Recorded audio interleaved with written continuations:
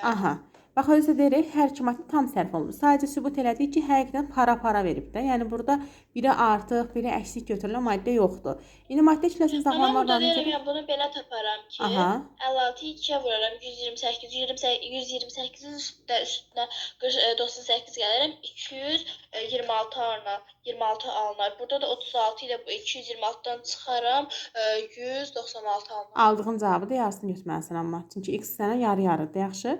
Elə ondan sonra 56 ilə 49-u bərabər elə. X də gəlsin 18-ə Zəhra. Buradan da 56 ilə 110 olar, 49-u... o da yarısı 55. Yox, 56 ilə 49-un cəmi neçə eləyir? 56 ilə 5 bir yadda. 56 ilə 49. 105. 105 bərabərdir x. 105 eləyirdi, hə.